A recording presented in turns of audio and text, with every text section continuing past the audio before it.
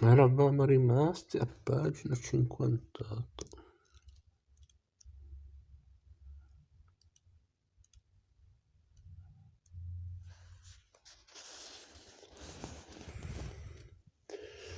Giovedì 3 dicembre 1970. Telefono a Guadagni e gli chiede di incontrare Borghese. Venerdì 4 lo incontro a Roma, negli uffici dell'impresa edile alla facciata. Sede modesta, una stanza è riservata al comandante.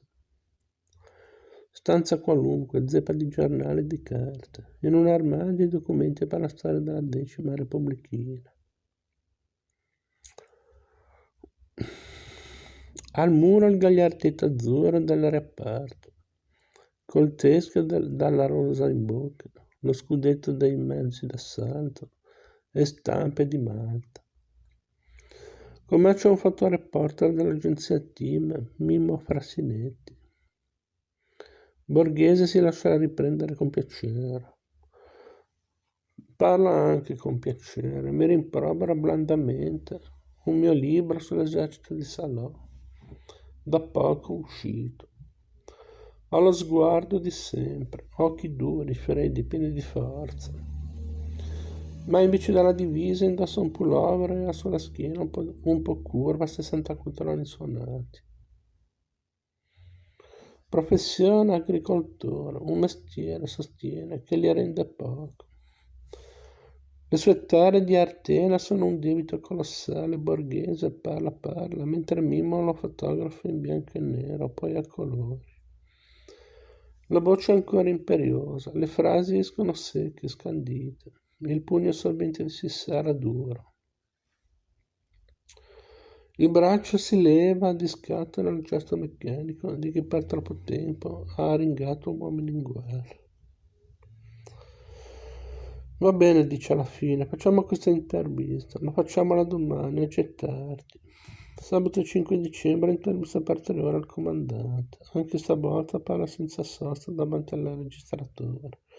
Non chiede di controllare l'intervista. Ci salutiamo per non vederci più. Scrivo il mio articolo a Roma la sera di lunedì 7 dicembre, proprio mentre gli uomini del principe si preparano a conquistare il palazzo della Rai TV e di invadere qualche ministero, cioè a tentare il loro golpe. Così almeno si racconterà 3 mesi dopo, quando la bomba o il petardo del presunto colpo di Stato esploderà sul giornale. È il martedì 17 marzo 71, soffia una tempesta di mezze notizie, di voci, di presunte voci, di mezze presunte voci, i fermi. Il mandato di cattura per Borghese, la sua fuga. Mi chiedono, ma tu non l'avevi intervistato proprio nei giorni del golpe? Sì, è vero. Però non mi sono accorto di nulla e cominciò a mordermi le mani. Mi dico, ma non avrò anch'io mancato per difetto di perspicacia al mio gran colpo? Non avrò scambiato per deliri di un sommergibilista in pensione quelli che erano invece piani precisi, ogni dettaglio previsto, persino l'intervento delle guardie forestali in trasferta da città ducale per marciare in divisa sull'urbe. Mi ripassa l'intervista al microscopio. Già il principe aveva parlato di un centro di potere capace un giorno di prendere il posto delle strutture attuali. L'impresario Guadagni aveva soggiunto. Qualcuno ha chiamato tutto questo uno stato ombra. E il comandante aveva deridacchiato. Lo stato di oggi è talmente marcio che forse non servirà nemmeno a dargli un colpetto. Rifletto, arzigogolo, poi mi dico, uno che deve fare un golpe, anzi che sta già dentro un golpe, non riceve un giornalista per niente amico. Non parla ore e ore del suo magnetofono. Non si fa fotografare in pose così poco marziali che quando Lita torna buoni vedrà le immagini scattate da Mimo e esclamerà questa è gamba di legno.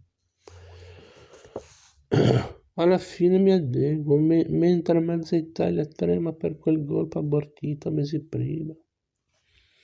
Scrivo anch'io i miei pezzi. Batto anch'io sulla gran cassa della vicinanza democratica e antifascista. Quando l'editore Palazzi mi propone un Istanbul sul Principe Nero, non un rifiuto. Il libro esce a metà dell'aprile del 71, titolo Borghese mi ha detto. Rileggo oggi il mio ritratto del comandante e ci scopro un pizzico di abitudinaria cautela quasi automatico nei vecchi cronisti di nera, sia pure nella nera politica. Dirà il giudice se il Fronte Nazionale aveva davvero pensato di tentare lo Stato, ma la storia, neppure la microstoria che si scrive nelle aule giudiziarie, non mi aiuterà a sciogliere l'enigma. Nel 78 la Corte d'Assise condanna 46 dei 78 imputati. Nell'84 la Corte d'Assise d'appello assolve tutti perché il fatto non sussiste. Infine nel marzo 86 la Cassazione conferma la soluzione generale, il caso è chiuso. Non c'è stato alcun tentativo di golpe, i deliri del principe nero erano soltanto deliri, almeno per il momento, poi si vedrà.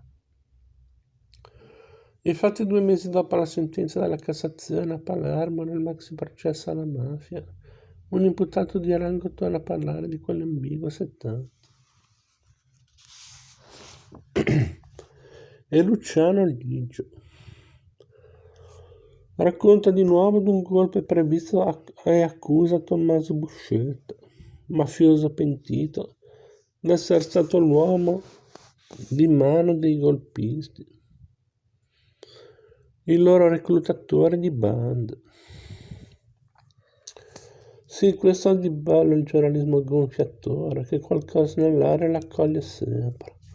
Però proprio perché è intento a inseguire troppe apparenze di verità per gonfiarle, non afferra la scheggia di vetro che può risolvere il suo problema. Non la imprigiona, non la scopre sino in fondo.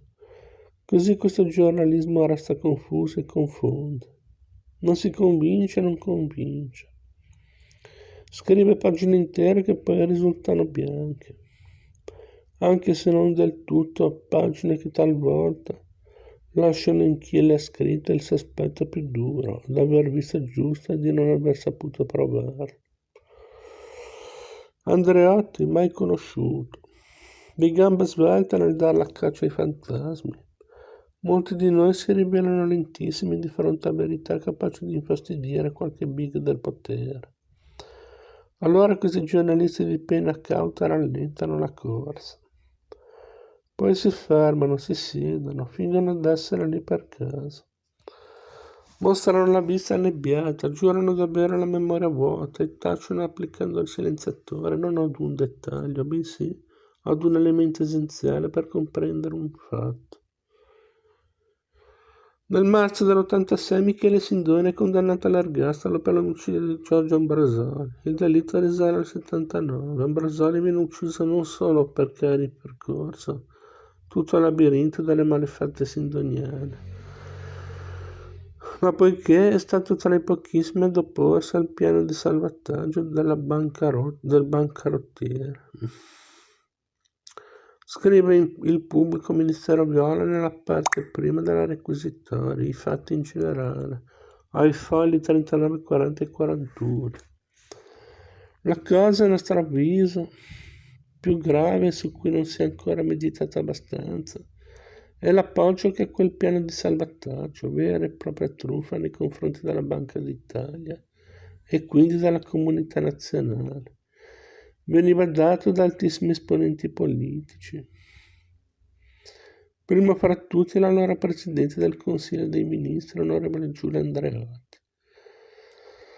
In un primo momento sembrò infatti al pubblico ministero frutto di pura fantasia che uomini di tal peso politico si adoperassero ancora a distanza di 5 anni dai fatti per favorire in qualche modo Michele Sindone. Eppure le indagini avrebbero dimostrato che era proprio così.